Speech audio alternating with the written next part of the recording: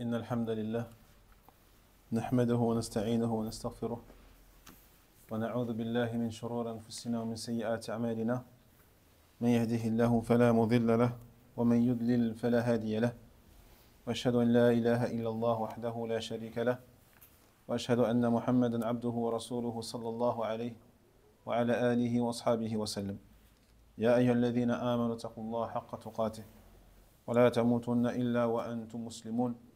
يا أيها الناس اتقوا ربكم الذي خلقكم من نفس واحدة وخلق منها زوجها وبث منهما رجالا كثيرا ونساء، واتقوا الله الذي تساءلون به والأرحام إن الله كان عليكم رقيبا. يا أيها الذين آمنوا اتقوا الله وقولوا قولا سديدا يصلح لكم أعمالكم ويغفر لكم ذنوبكم، ومن يطع الله ورسوله فقد فاز فوزا عظيما. أما بعد، فإن أصدق الحديث كتاب الله، وخير الهدي هدي محمد صلى الله عليه وسلم، وشر الأمور محدثاتها، وكل محدثة بدعة، وكل بدعة ضلالة، وكل ضلالة في النار.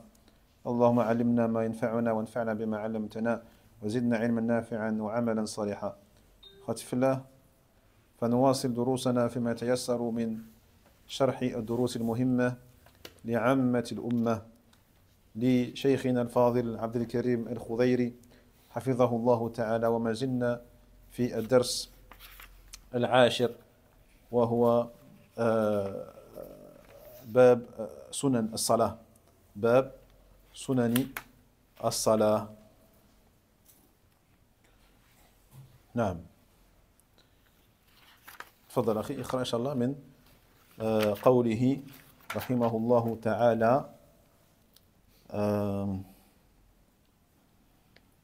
التاسعة: جلوس المصلي على رجله اليسرى مفروشة. بسم الله والصلاة والسلام على رسول الله صلى الله عليه وسلم.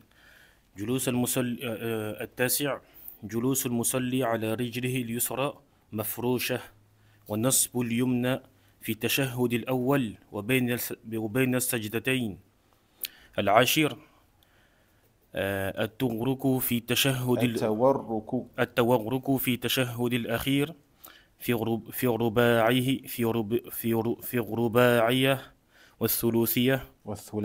والثلاثية، وهو الجلوس على مقعدته، وجعلوا رجله اليسرى تحت اليمنى. هناك أظن خطأ، وجعلوا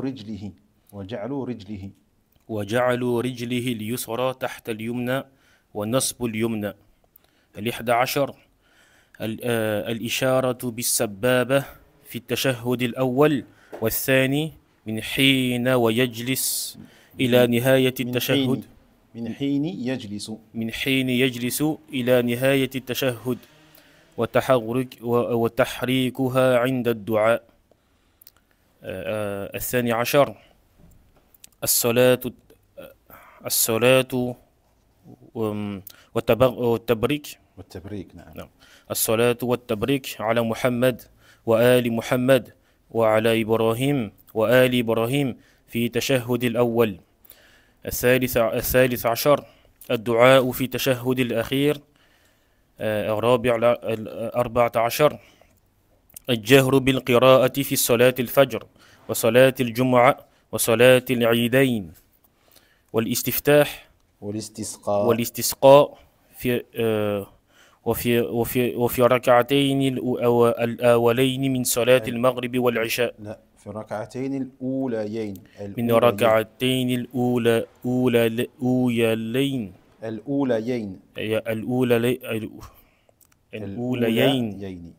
الأوليين من صلاة المغرب والعشاء. لا، الأوليين من صلاة المغرب والعشاء. 15: الإصرار بالقراءة في الظهر والعصر وفي الثالثة من المغرب والأخيرتين من العشاء. 19: السادس عشر: قراءة ما زاد عن الفاتحة من القرآن، مع مراعاة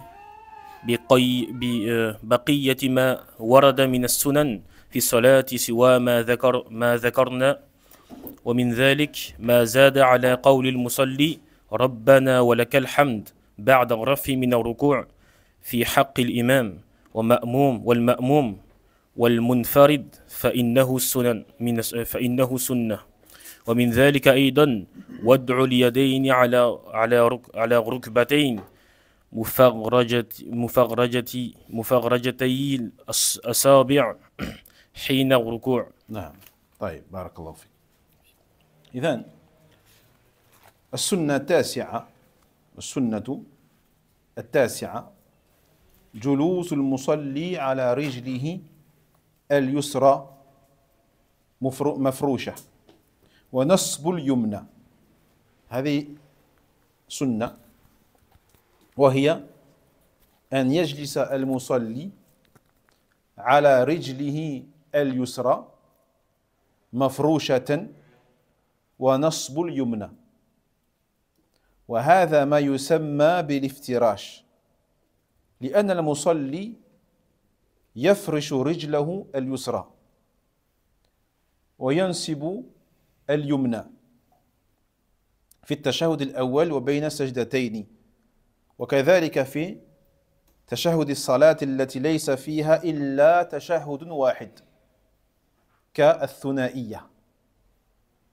Neuvième sunna mentionnée par l'auteur ici, rahimahullah ta'ala, eh bien, le fait que le prieur s'assoit sur son pied gauche, mafrousha, qui est étendu, sur son pied gauche, étendu au sol. Wa nasbul yumna, et le fait de, comment on pourrait dire, nasbul yumna, lever le pied droit.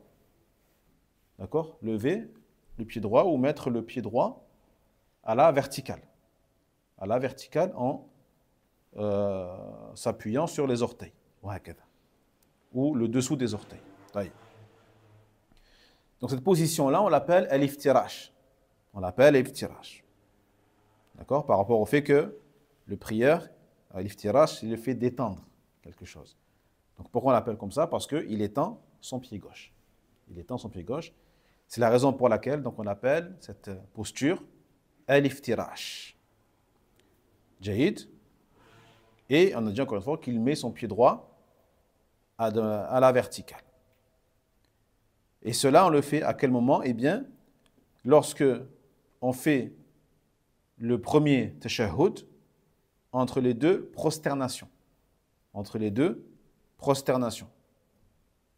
Jahid. Ou le dernier tashahhud pour les prières dans lesquelles il n'y a qu'un seul tashahhud. D'accord? Telles que les prières de 2 rak'ah, de 2 unités. Est-ce que c'est clair? Donc ça, c'est une sunna. Le fait de, lors de la position assise, eh bien, on s'assoit sur le pied gauche qui est étendu au sol et on lève le pied droit. Mais celui qui ne le fait pas n'aura pas commis quelque chose d'interdit en soi, mais il a délaissé une sunna. Il a délaissé une sunna. Est-ce que c'est bon? Tout le monde sait s'asseoir de cette manière? Par exemple, une fois, quand j'avais travaillé avec des personnes, on m'avait dit qu'il y avait une divergence sur cette position. Par exemple, il y en a qui ne posaient pas les fesses au sol, qui les posaient directement sur la jambe. Non, mais là, on ne pose pas les fesses au sol. Là, on parle de l'iftiraj, on ne parle pas de tawarruk. On parle de l'iftiraj. Qui peut nous montrer l'iftiraj, Suleiman? Comme ça? Ah, mais tu ne vois pas, mais. Comme ça? هذا l'iftiraj. Donc tu vois que là, il est posé. Ouais, ça c'est autre chose. On verra après ça. Ça c'est autre chose. Dans cette position-là que tu vois ici, ça c'est la position assise, d'accord? On va dire de base, sunna, et qu'il faut adopter lorsque tu fais le premier tashahhud ou le tashahhud unique dans une prière à 2 unités. Ou entre les deux, prosternation. D'accord? العاشرة التورك في التشهد الأخير في الرباعية والثلاثية وهي الجلوس على مقعدته. هذا هو ما قلت أنت، الجلوس على مقعدته وجعل رجله اليسرى تحت اليمنى. وجعل رجله اليسرى تحت اليمنى ونصب اليمنى كذلك كما في الافتراش. وإذا كان في الصلاة أكثر من تشهد ففي التشهد الأخير يتورك. هنا يتورك المصلي، لا يتورك في التشهد الأول، هذا لا يشرع، هذا لا يشرع كما يفعل بعض الناس، يتورك حتى في التشهد الأخير في ثنائية، في ثنائية كسنة الفجر أو ركعتين يعني مثلا يتورك، لا هذا لا يشرع، لا يتورك إلا في التشهد الأخير في الثلاثية كصلاة المغرب أو الرباعية كصلاة العشاء والظهر والعصر. Concernant le fait de faire comme ça entre les deux prosternations, comme ça, je veux savoir c'est quoi le jugement, parce que il y en a, ça fait mal de s'asseoir. Non. تفضل تفضل. moi j'avais vu dans ولا أعلم صفة الصلاة الشيخ الألباني ولا أعلم c'était une sunna mais entre deux prosternations. Entre deux sujud. Pas tout le temps. Pas tout le temps. Pas tout le temps. Et c'est الحمد لله. الله أعلم. ما عندي معلومات في هذه الجلسة. Mais dans tous les cas, donc si c'est s'il y a des textes, alhamdoulilah, de temps en temps c'est bien de le faire. Et si, dans tous les cas, si tu as mal au pied et que tu n'arrives pas à faire l'iftirash, tu t'assois comme tu peux. Tu t'assois comme tu peux, bien sûr, il n'y a aucun problème.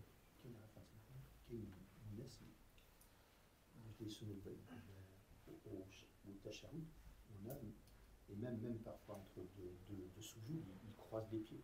Il s'assoit sur les pieds croisés. هذا يخالف سنة. هذا يخالف سنة. Ça va à l'encontre de la sunna. Mais est-ce qu'ils font ça parce qu'ils ont mal? Est-ce qu'ils n'arrivent pas à faire l'iftirash? Ça aussi, il faut voir. Il faut voir, tu vois. Donc voilà, alhamdoulilah. Mais dans tous les cas, Yannick, on a dit, cette façon de faire l'iftirash ou at-tawarruk, min as-sunan. Min as-sunan, alhamdoulilah. واضح؟ Donc, التورك قلنا إذا كان الصلاة أو في الصلاة أكثر من تشهد ففي التشهد الأخير يتورك، بمعنى أنه يقدم رجله اليسرى ويجلس على مقعدته وينصب اليمنى، والتورك ثابت في الصحيح، ثابت في الصحيح. J'ai une question. Moi, je vois beaucoup aussi. Il y en a, ils font du côté gauche. C'est-à-dire, ils lèvent le pied du côté gauche et ils s'assoient entre guillemets sur le pied droit. ما هو السبب؟ ما هو السبب؟ Est-ce qu'ils font ça parce que justement ils ont mal au pied droit, donc ils le font du pied gauche? Mais même dans le cas où ils auraient mal au pied droit et qu'ils n'arriveraient pas à faire cela, est-ce qu'il aurait permis de faire la même chose dans le sens inverse? Ça fait nazar. Ça c'est à voir aussi. Quand tu ne peux pas faire une chose, certes tu ne la fais pas, mais tu ne te dis pas je vais faire la même chose dans le sens inverse, de l'autre côté. هذا يحتاج إلى فتوى ويحتاج إلى d'accord? Il faut une fatwa pour ça. طيب. Donc, la 10e sunna mentionnée ici par le cheikh, rahimahullah ta'ala, la position qu'on appelle at-tawarruk. At-tawarruk. Pour le dernier tashahhud. C'est-à-dire pour les prières de plus de 2 rak'ah. Telles que celles qu'on appelle al-ruba'iyya, donc les prières de 4 rak'at, et al-thulathiyya, les prières de Sabri 3 rak'at. Jaïd. Donc, at-tawarruk, c'est un terme ici conventionnel pour indiquer le fait de s'asseoir sur son derrière.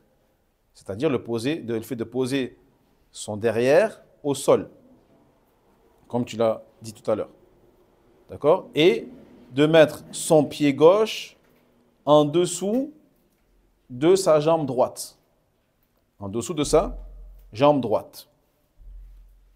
Et de relever le pied droit à la verticale, comme pour l'iftirash. Donc ça concerne, encore une fois, les prières qui ont plus de un tashahhud. Donc, ils ont 2 tashahhud. D'accord? Et cette position-là, donc, elle est légiférée uniquement durant le dernier tashahhud de ces prières-là, de 3 ou 4 raka'at. C'est pour ça que des fois, tu vois certains, ils font le tawarruk, même dans les prières de 2 raka'at, durant le tashahhud. وهذا لم يشرع. Ce n'est pas légiféré. Ce qui est légiféré, c'est l'iftiraj dans ces cas-là.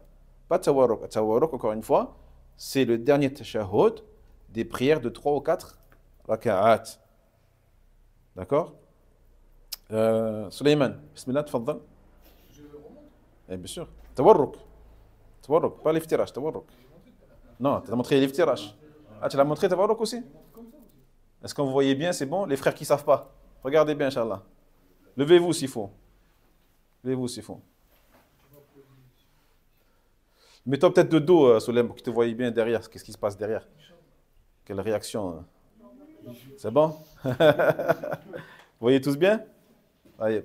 Et pour celui qui n'est pas flexible du pied, est-ce qu'il faut le laisser étendu?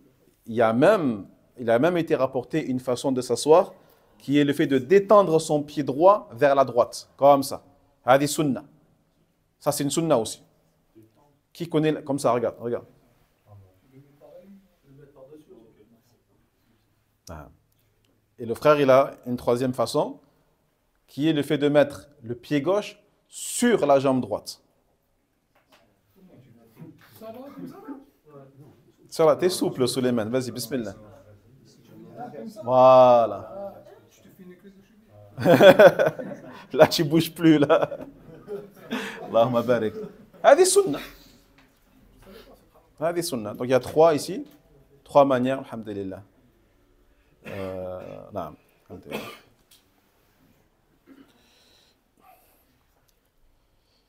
طيب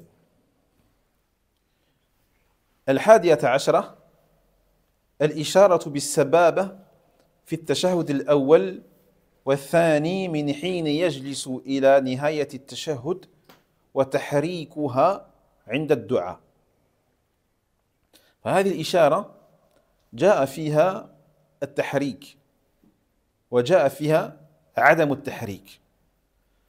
هذه الإشارة عند التشهد فيها التحريك، تحريك خفيف، وفيها عدم التحريك، أي عندما نظرت إلى النصوص وجدت أن التحريك وعدم التحريك.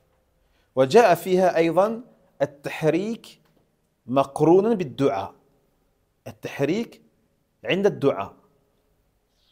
طيب، وعدم التحريك عند غير الدعاء، عند مثلا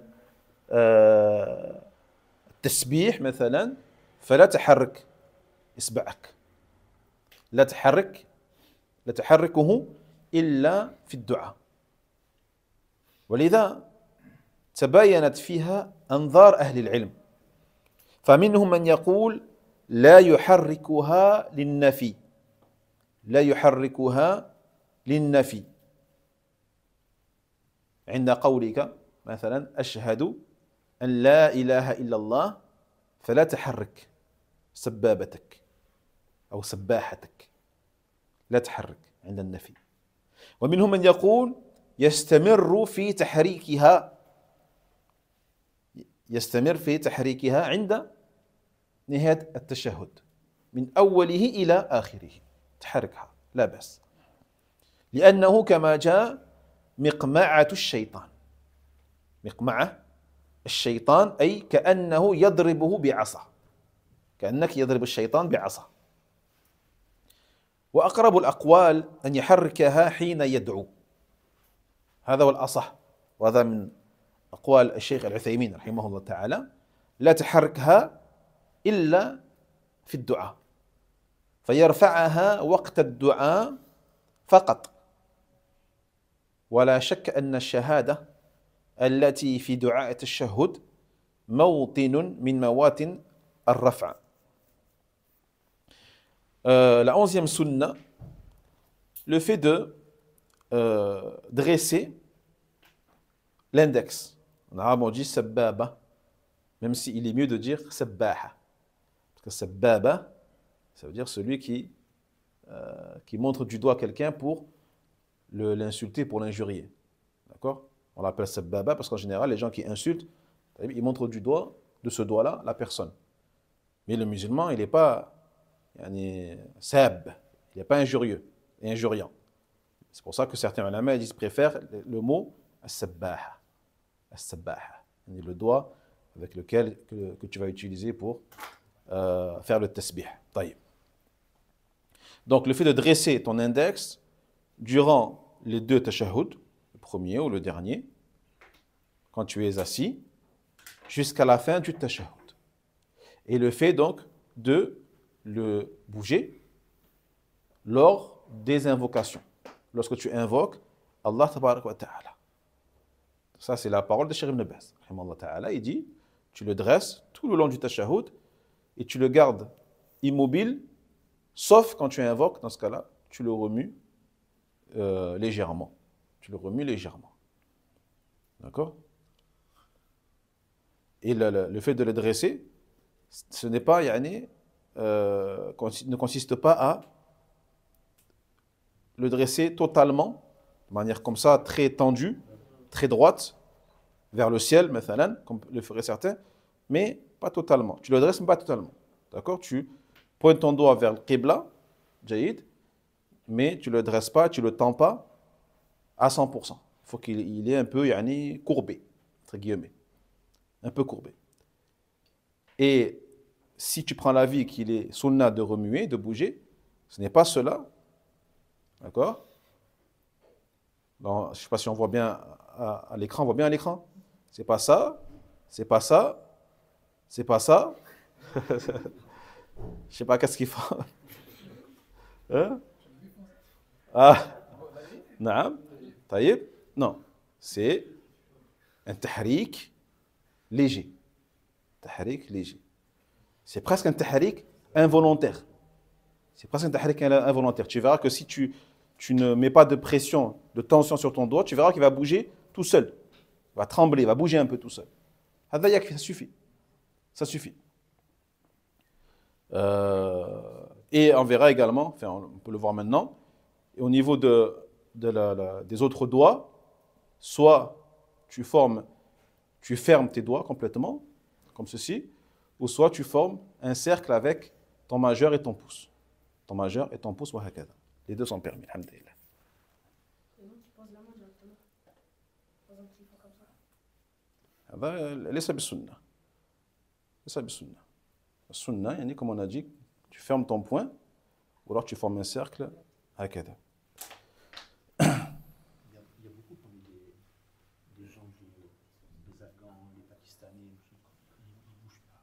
Ils sont comme ça. Ils posent la main, ils ne bougent pas le doigt. Ils le marafaqat et après ils relaissent. Il lève quand ils disent que la ilaha illallah, il le lève et. Non. Je ne sais pas s'il y a un texte sur ça, qui est un hadith ou quelque chose. Non, Allahu a'lam. Si on devait faire la liste de ce que font devant les gens, non. Donc nous on regarde les textes, on regarde les hadiths. Donc les endroits. C'est en Afrique du Nord, ils sont tous comme ça. Oui. Après, voilà, c'est ça. En fait, ils s'imitent. Ils s'imitent les uns les autres.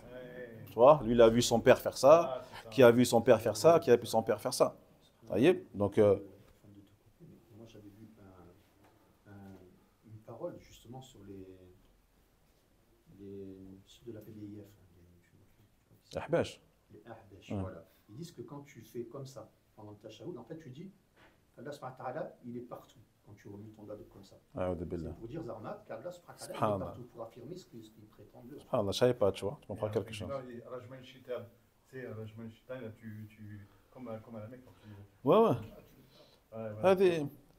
هذا في شيء, on verra, Inch'Allah Ta'ala, il y a quand même un texte par rapport à ça. Parce qu'il a comparé le prophète Mohammed sallallahu alayhi wa sallam, justement, ce doigt-là à miqma'a. Miqma'a, c'est comme un bâton avec lequel tu frappes le shaitan. Mais ça ne veut pas dire que tu le frappes physiquement. Tu vois ce que je veux dire? Tu ne le frappes pas physiquement. Ça veut dire que tu l'humilies en faisant ça. Ils se sentent humiliés, ils se sentent diminués à cause de ça, tu vois. Alhamdulillah. Donc, le fait de pointer, dresser ce doigt, cet index, on voit dans les textes que certains textes vont mentionner le fait de le bouger légèrement et d'autres non. D'autres non. Certains même vont mentionner le fait de le bouger uniquement lors des invocations. Car durant le tashahhud, il y a parfois des invocations, parfois ce ne sont pas des invocations, ce sont de simples rappels ou tasbih d'Allah tabarak wa ta'ala. Jaïd. Par exemple, quand tu dis التحيات لله الزاكيات لله الطيبات لله الصلوات لله السلام على النبي ورحمة الله وبركاته والسلام عليك أيها النبي. Est-ce que le début c'est un dua ou c'est un dhikr? Le début là, sabri. C'est un dhikr. التحيات لله أي كل تعظيمات لله تبارك وتعالى. Toute glorification sont pour Allah. Ça c'est un dhikr. C'est pas un dua. الزاكيات, toute bonne action. الطيبات, toute bonne parole. الصلوات, toute prière, toute invocation. Ça c'est des athkar. C'est pas des tu demandes pas à Allah tabarak wa ta'ala quand tu dis cela. طيب, c'est pas une dua mas'ala. C'est pas une dua mas'ala. Donc si on prend l'avis qu'on ne bouge le doigt seulement lors des invocations, dans ce cas-là, tu ne bougeras pas le doigt. Tu le garderas dressé, sans bouger. C'est pour cela que, par rapport à ces diversités de textes, eh bien, qu'on trouve, du coup, plusieurs avis. Des savants, du coup, ils vont dire que tu ne bouges le doigt que lorsque tu vas dire « La ilaha illallah ». Ou tu vas le relever que lorsque tu vas dire « La ilaha illallah ». Certains vont dire non, tu le bouges, tu le lèves du début à la fin. Car le prophète il a dit, dans cet acte-là, on a ce qu'on appelle une façon de miqma'a shaytan. C'est comme si tu frappais le Satan avec un bâton. Dans le sens, tu l'humilies. Jaïd. Mais il dit le cheikh, la parole la plus juste, Inch'Allah ta'ala, par rapport à ça, c'est quoi? Eh bien, le fait de remuer le doigt uniquement lorsque tu invoques. Et quand tu n'invoques pas, eh bien, tu ne le bouges pas, tu le laisses immobile, dressé. Walhamdulillah. Il n'y a pas de doute que lors des invocations dans le tashahhud, il est bien de dresser le doigt en direction de Al-Qibla. Taïeb. Est-ce que lorsqu'on dit du coup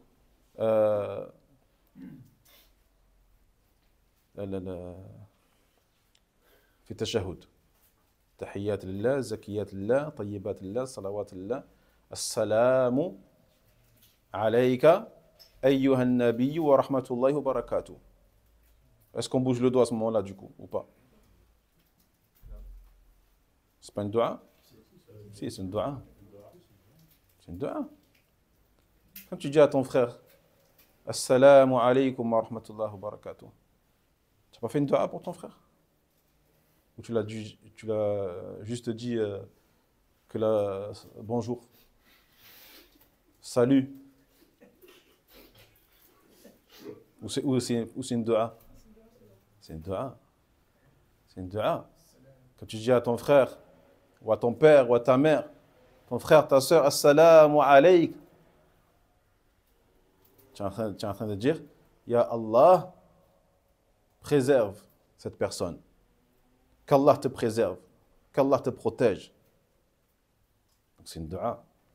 Si tu avais dit qu'Allah préserve ici-bas dans l'au-delà, qu'Allah préserve sa santé intellectuellement. Bien sûr, c'est une dua. C'est une dua, en plus qui est générale et qui englobe toute forme de préservation et de protection. D'accord? Donc, si on prend l'avis du cheikh, dans ce cas-là, on peut bouger le doigt. Assalamu alayka ayyuhan nabi wa rahmatullahi wa barakatuh. Assalamu alayna. On bouge le doigt là ou pas? Bien, on peut. Wa ala ibadillahi salihin. C'est une dua pour nous. Pour nous et pour les serviteurs d'Allah, tabarak wa ta'ala, as-salihin, vertueux. Allahumma salli ala Muhammad. Dua. هذا واضح. اللهم quand tu es Allahumma, dua. وعلى آل محمد كما صليت على إبراهيم وعلى إبراهيم إنك حميد مجيد. إنك حميد مجيد دعاء؟ لا ليس بالدعاء هذا ذكر إنك حميد مجيد tu es celui qui mérite le hamd le majid, le majd dans ce cas là tu bouges pas le dos Allahumma barik là tu reprends, tu rebouges jusqu'à la fin donc une dua en fait c'est une parole à la fin de laquelle tu peux dire Amin tu peux dire Amin d'accord tu dis pas Amin lorsque tu dis Ya Allah, innaka hamidun majid, amin. Non. Tu dis pas At-tahiyyat lillah, amin. Ça se dit pas. Tu dis amin qu'à la fin d'une dua. Par contre, parce que tu dis Assalamu alayna, là tu peux dire amin. Tu peux dire amin. Pas dans le tashahhud, c'est un exemple que je donne. Hein. Et d'ailleurs, ça, cette ignorance-là, et cette incompréhension de distinction entre la dua et le dhikr, eh bien, provoque chez les gens, des fois, le fait qu'ils disent amin, alors qu'il n'y a pas à dire amin. Il n'y a pas à dire amin. Pourquoi? Ça veut dire quoi amin? Sulayman? Wallah exauce. Eh naam. Amin, ça veut dire Allahumma istajib. Oh Allah, réponds, exauce ma demande. D'accord? Et vous remarquerez, sûrement, fait salat at-tarawih, les gens disent amin à tout bout de champ. À la moindre parole, ils disent amin. Même lorsque la personne, elle va glorifier Allah tabarak wa ta'ala, les gens disent amin derrière, alors qu'il n'y a pas lieu à dire amin. Car ce n'est pas une dua. Jahid? Eh naam. Allahumma. C'est quoi le début de dua tarawih? Allahumma hadina fi man hadayt. تقول آمين؟ يونس تقول آمين؟ علاش؟ علاش؟ c'est pas une dua? C'est oui ou non? Il n'y a pas de si, mais c'est oui ou non? Ça veut dire quoi? Traduis-nous. Allahumma hadina. Ah, c'est pas une dua ça? Allahumma guide-nous. C'est la plus grande des duas, mon frère. C'est la plus grande des duas. Allah yahdik. Oh Allah.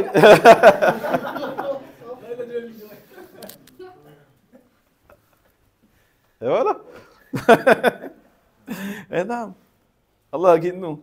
Fi man hadayt. Parmi ceux que tu as guidés. Amin. Hein? Wa tawallana fi man tawallayt. Amin. Wa qina sharra ma qadayt. Amin. Continue. إنك تقضي ولا يقضى عليك. تقول آمين؟ لا تقول آمين. C'est pas une dua ça. C'est pas une dua ça. Et ça, encore une fois, on revient au problème de cocher des cases. Je viens tarawih et je coche ma case de Amin. De Amin. De dua, l'imam il fait dua, je dis Amin, je rentre chez moi, je suis content. Mais il ne sait même pas ce que l'imam il a dit. Il se peut que l'imam il invoque contre lui, il dit Amin.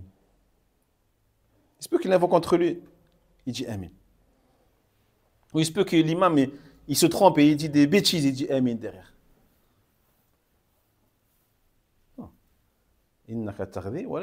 C'est toi qui juges, toi qui prononces ton jugement, et personne ne le prononce contre toi.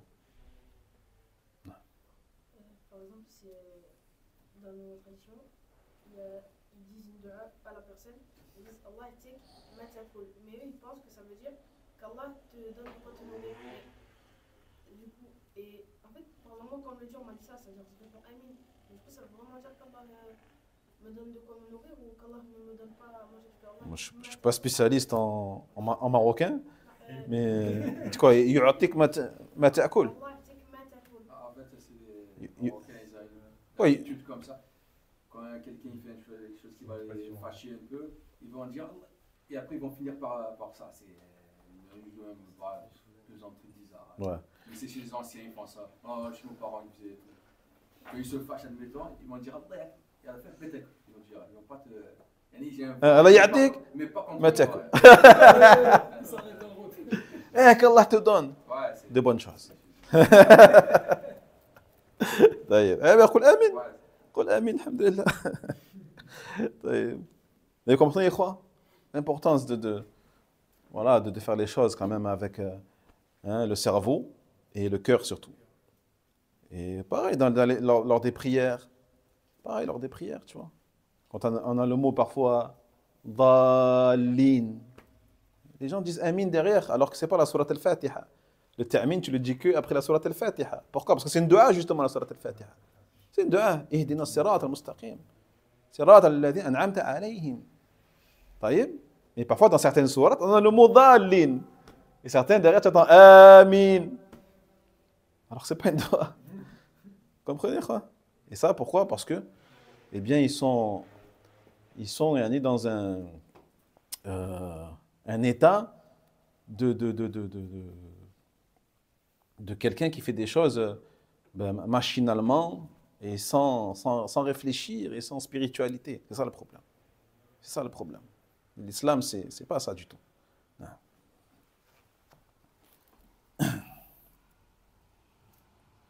طيب. الثانية عشرة.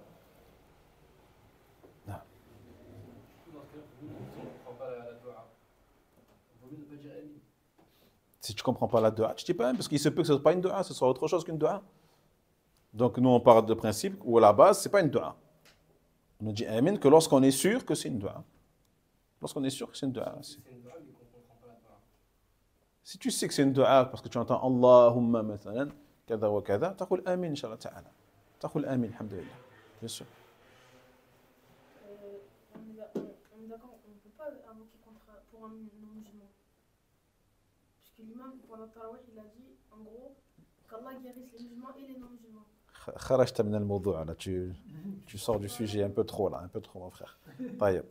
الثانية عشرة الصلاة والتبريك على محمد وآل محمد وعلى إبراهيم وآل إبراهيم في التشهد الأول.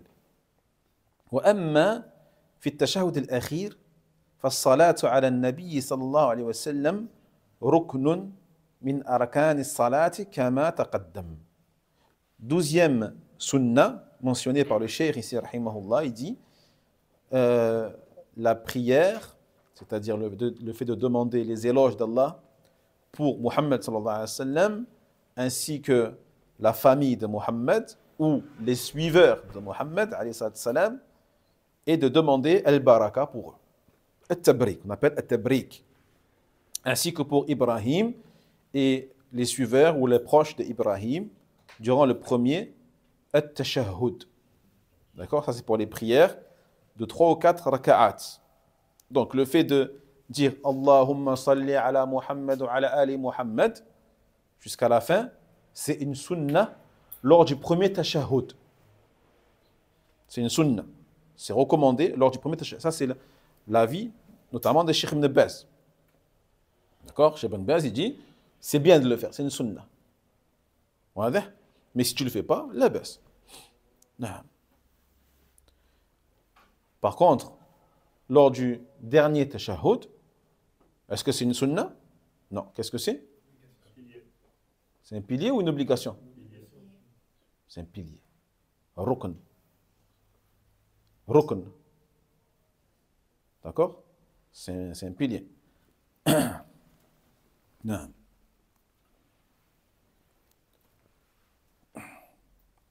الثالثة عشرة الدعاء في التشهد الأخير وقد تقدم الكلام على هذه السنة.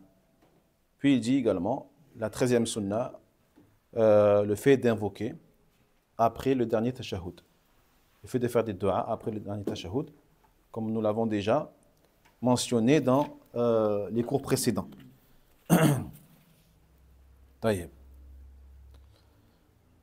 وهذا مأخوذ من حديث ابن مسعود رضي الله عنه وفيه ثم يتخير بعد من الدعاء ما شاء. هذا قول النبي صلى الله عليه وسلم قال ثم أي بعد التشهد الأخير والصلاة الإبراهيمية يتخير العبد المصلي بعد من الدعاء ما شاء فلا يستعجل بالسلام. هذا لا ينبغي أن يستعجل المصلي بالسلام بعد إكمال التشهد والصلاة الإبراهيمية بل يتخير من الدعاء ما شاء فإنه مواطن عظيم يتحرى فيه الدعاء. Donc, cette sunna, notamment, on la retrouve dans le hadith rapporté par Ibn Mas'ud, radiyallahu anhu, qui a dit que le prophète sallallahu alayhi wa sallam a dit qu'après avoir fait le tashahhud, le dernier tashahhud, et ce qu'on appelle as-salat al-ibrahimiyya, Allahumma salli ala Muhammad, eh bien, il peut choisir parmi les invocations celle qu'il veut. Il est recommandé, fortement même, eh bien, qu'il demande à Allah tabaraka wa ta'ala ce qu'il désire. Donc, il n'a pas à s'empresser de sortir de prière en faisant le taslim. Au contraire, après avoir complété son tashahhud et sa salat al-ibrahimiyya, eh bien, il invoque Allah tabaraka wa ta'ala car c'est un des moments les plus importants pour le faire dans la prière. Yani après as-sujud. Après as-sujud, c'est l'un des moments les plus importants pour invoquer Allah subhanahu wa ta'ala. Et tu commences notamment par eh bien, la dua du prophète Muhammad sallallahu alayhi wa sallam, yani le fait de demander protection, refuge auprès d'Allah contre le châtiment de la tombe, contre Ad-Dajjal, les épreuves de la tombe et de la vie de la mort. Tu avais une question? C'était ça. Ah, C'est de manière tout le temps, celle-là en première. Bien sûr. Bien sûr. Et dans un ordre. Commence par la dua, al-ma'thur min al-Nabi sallallahu alayhi wa sallam, c'est le mieux. Il n'y a pas mieux que les duas qu'il faisait le prophète Muhammad sallallahu alayhi wa sallam après le tashahhud. Je voulais dire dans l'ordre bien évoqué de la dua, parce qu'il y en a, ils peuvent dire par exemple l'enfer avant d'être ciel, etc. Naam. Bien sûr. Il incombe aux musulmans d'apprendre la dua textuellement, comme elle a été rapportée. Il n'y a pas mieux que la sunna du prophète sallallahu alayhi wa sallam et l'ordre, le tertib du prophète Muhammad sallallahu alayhi wa sallam. Maintenant, si involontairement, des fois tu inverses, parce que la mémoire, bien sûr, elle peut jouer des tours, la baisse, Inch'Allah ta'ala. La baisse.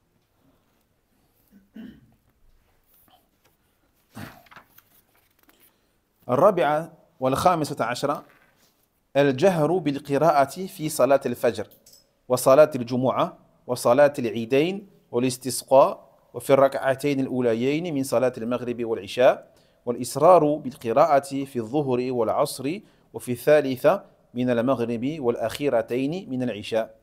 ومعنى السنية في حالتي الجهر والإسرار أنه لو جهر في السرية أو أسر في الجهرية أحيانا فصلاته صحيحة لكنه خالف السنة. La 14e et la 15e sunna mentionnée par le Cheikh, rahimahullah ta'ala, ce qu'on appelle al-jahru wa sirru. Donc le fait de réciter à voix haute ou à voix basse. Donc à voix haute lors des prières de notamment al-fajr ou la prière de al-jumu'ah pour l'imam bien sûr, ou la prière des deux Eid pour l'imam, ou al-istisqa pour l'imam, ou les deux premières raka'at de al-maghrib et l'isha. Sunna. C'est une sunna, c'est pas une obligation. Regardez, c'est pas une obligation, mais c'est une sunna. Et bien de réciter à voix haute à ces moments-là, à ces raka'at-là. Et également al-israru, donc le fait de réciter à voix basse lors de al-dhuhr, donc les 4 raka'at de dhuhr, l'asr également, et la 3e de al-maghrib et les 2 dernières de al-isha, à voix basse. Donc lorsqu'on dit c'est une sunna, cela signifie que celui qui de temps en temps va réciter à voix haute dans les raka'at où il est sunna de réciter à voix basse, ou à voix basse dans les raka'at où il est sunna de réciter à voix haute, de temps en temps, d'accord, sa prière elle est valide. Et il n'a commis aucun péché. Il y a des ulama qui disent qu'au contraire, il peut faire ce qui est le mieux pour lui en termes de recueillement. Là, on parle de celui qui prie seul. On ne parle pas de l'imam. L'imam, il se doit de respecter. Mais celui qui prie tout seul, il est chez lui. Et pour lui, le fait de prier à voix basse, il préfère pour mieux méditer sur les versets, pour mieux réfléchir, pour mieux être concentré, recueilli devant Allah tabaraka wa ta'ala, il peut, dans ce cas-là, prier salat al-isha, les 2 premières à voix basse, s'il le désire. Ou s'il est très fatigué, eh bien, il fait à voix basse, il n'y a aucun problème, mais de temps en temps, pas tout le temps. Ça compte aussi pour les prières à voix basse en général, etc. Exactement. Alors, si tu pries tout ça chez toi, si pour toi le fait de prier à voix haute, eh bien, c'est plus propice à la concentration et au recueillement à voix haute, tu peux les prier, ces prières-là, à voix haute. Donc, il faut qu'il y ait une maslaha. De temps en temps. Il faut qu'il y ait une maslaha. C'est trop fatigué. S'il n'y a pas de maslaha, s'il veut juste le faire comme ça. L'être humain, il fait toujours quelque chose avec une maslaha. S'il a choisi de faire à voix haute et pas à voix basse, c'est qu'il considère qu'il y a une maslaha pour lui. طيب نعم لو أن الإمام مثلا نسي الجهر الإمام يعني الإمام لابد أن يجهر أو يسر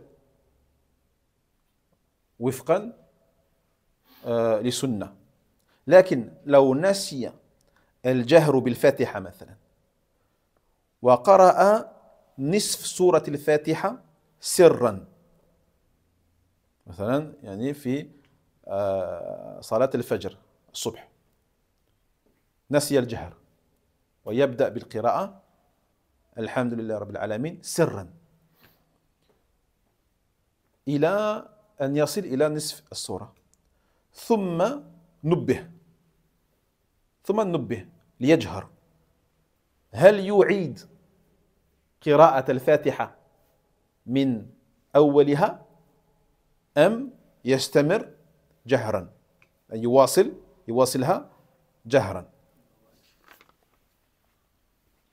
جيد لا فلا يعيد لأنه سنة لأن هذا سنة الجهر سنة فإذا نسي الإمام الجهر ثم نبه فيواصل قراءته جهرا ولم يعد إلى أولها إنما يكمل حيث انتهى إليه قراءة لأنه لا يشرع قراءة يعني أول فاتحة مرتين هذا لا يشرع أن تقرأ الفاتحة مرتين أو أول الفاتحة مرتين أو جزء من الفاتحة مرتين فيكمل جهرا من حيث انتهى إليه. La question. On a dit que l'imam, lui, par contre, il faut qu'il respecte, bien sûr, les voix hautes et les voix basses. Ça, c'est par rapport à l'imam. Donc, mais si l'imam, et ça peut arriver, bien sûr, c'est déjà arrivé plusieurs fois, oublie de réciter à voix haute dans les raka'at où il est sunnah de réciter à voix basse, comme dans la salat al-fajr, al-subh. Et il est arrivé à la moitié de la sourate, il est arrivé à Iyyaka na'budu wa iyyaka nasta'in. Jusque-là, il a fait à voix basse. Au lieu de le faire à voix haute, et les ma'moumines qui sont derrière, disent subhanallah, pour les faire comprendre qu'il doit réciter à voix haute et pas à voix basse. La question est, est-ce qu'il revient au début et il refait tout à voix haute, ou est-ce qu'il continue, il reprend là où il s'est arrêté, Iyyaka, à voix haute. Hein? Eh bien, les ulama ils disent, il ne revient pas, parce que c'est une sunna. Donc il continue là où il s'est arrêté, sauf qu'il récite cette fois à voix haute. D'accord? Car les ulama disent qu'il n'est pas, non seulement c'est une sunna, et en plus, tu n'as pas le droit de réciter deux fois la sourate al-Fatiha. Que ce soit en entier ou une partie de la sourate al-Fatiha. Tu ne la répètes pas deux fois.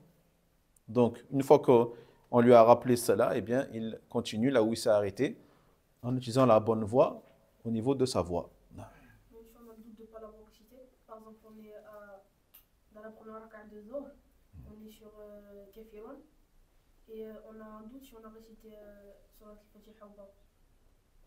Un doute? Ouais. Par exemple, on ne sait pas si on a récité ou pas parce qu'on n'était pas concentré. Non. On peut la réciter ou alors on fait juste les sujets de la Non, non, tu te bases sur la probabilité.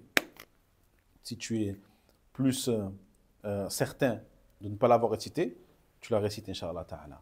À condition que tu n'es pas quelqu'un qui est victime de wasawis. Si tu es quelqu'un qui est victime de wasawis, tu ne prends pas en compte. Mais si tu es quelqu'un qui n'est jamais victime de waswas, tu te bases sur la probabilité. C'est bon, tu fais là? Et si par exemple, dans une prière en groupe, le 4 rakat, les deux derniers rakats, l'imam dirige. Moi, je récite la Fatiha. Mais il n'a pas encore fait l'inclinaison. Est-ce que je continue encore moi la Fatiha? Je n'aurais pas de réciter avant qu'ils ont fait. Là, on sort un peu du sujet, quand même. Parce que je vous rappelle qu'on parle des voix hautes et des voix basses. Et donc, tu m'as dit, si l'imam il s'est incliné.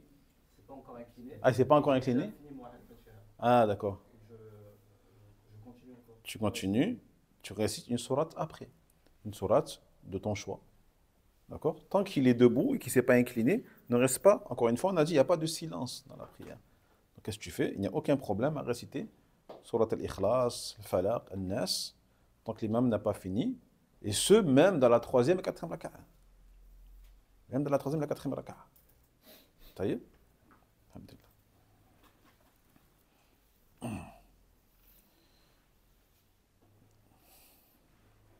إذن ودليل السنية ما ثبت عن النبي صلى الله عليه وسلم من أنه كان يسمعهم الآية أحيانا في صلاة الظهر أو العصر لكن لو قدر أن إماما ديدنه الإسرار في الجهرية والجهر في السرية فليس هذا من ترك السنة فحسب هذا ليس من ترك السنة فحسب بل هذا الفعل يكون بدعة أصبح بدعة لو كان الإمام يقرأ دائما سرا في الجهرية وجهرا في السرية هذا أصبح بدعة ليس بترك السنة فحسب لا فصاحبه مبتدع مثل هذا لا ينبغي أن يتقدم إماما للمسلمين لأنه خالف الثابت عنه عليه الصلاة والسلام ولأن الإصرار أي الاستمرار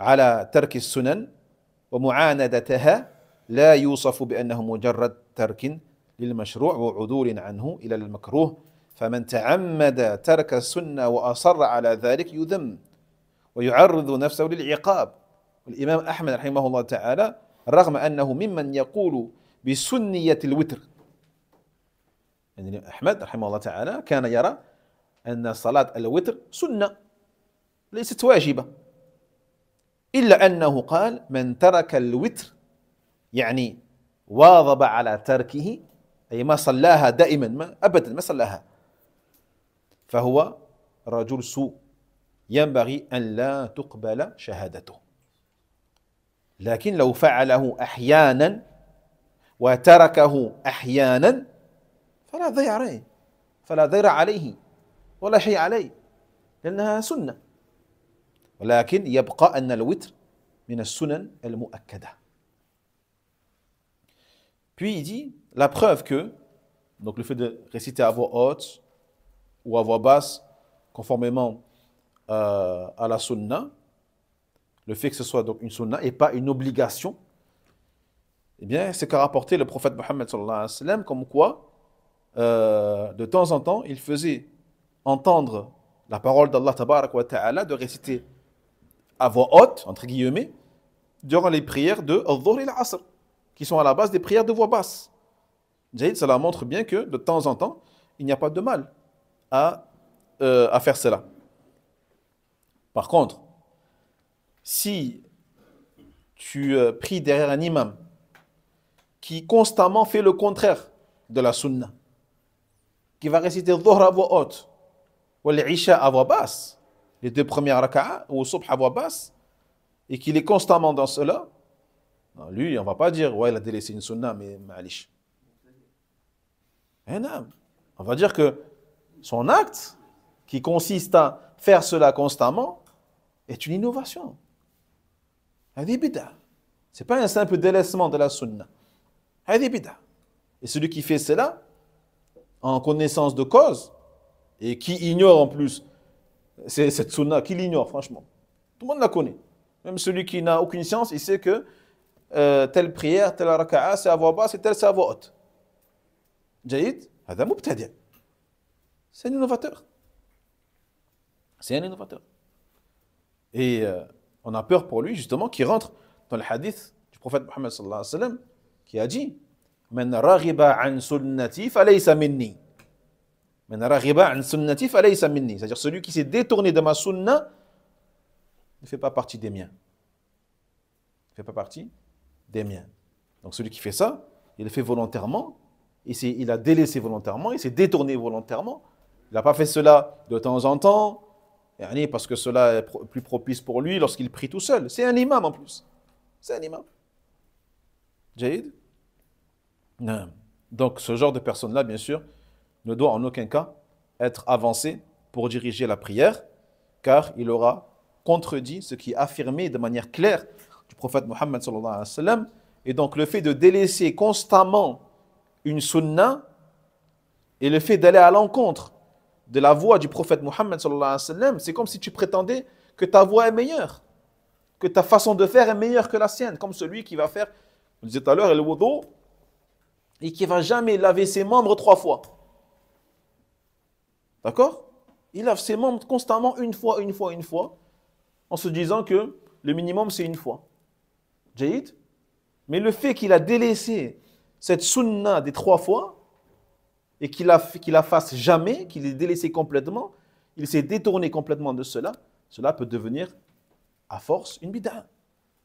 Ou cela peut devenir le fait de se détourner de la sunna du prophète Mohammed sallallahu alayhi wa sallam. Et ça c'est grave. Et ça c'est grave. D'accord? Donc celui qui fait cela, qui se détourne complètement de ce qui a été rapporté, eh bien, on ne dira pas de lui que c'est juste un délaissement de ce qui est légiféré, mais il sera allé vers, on va dire au moins pire, vers ce qui est makruh, ce qui est détestable. Ce qui est détestable. Donc celui qui volontairement a délaissé la sunna et continue perpétuellement à la délaisser, bien sûr, celui-là, il méritera d'être blâmé. D'être blâmé. Et il s'expose lui-même également, eh bien, au péché et à la désobéissance. Jusqu'à ce que l'imam Ahmed, rahimahullah ta'ala, bien qu'il considère que la prière de l'witr, d'accord, celle que l'on fait après l'Isha, ou la dernière prière pour clôturer les prières, il considère que c'est une sunna. Donc ce n'est pas une obligation le witr. Celui qui ne fait pas le witr de temps en temps n'aura pas commis de péché. Par contre, il a dit malgré ça que celui qui a délaissé le witr et qui ne l'a fait jamais, même pas de temps en temps, eh bien c'est une mauvaise personne et on n'acceptera pas de lui son témoignage. Son témoignage ne sera pas accepté car il ne fait pas partie des gens intègres et dignes. Et dignes du fait qu'on accepte son témoignage. Mais s'il le fait de temps en temps et la délaisse de temps en temps, la dara alayhi.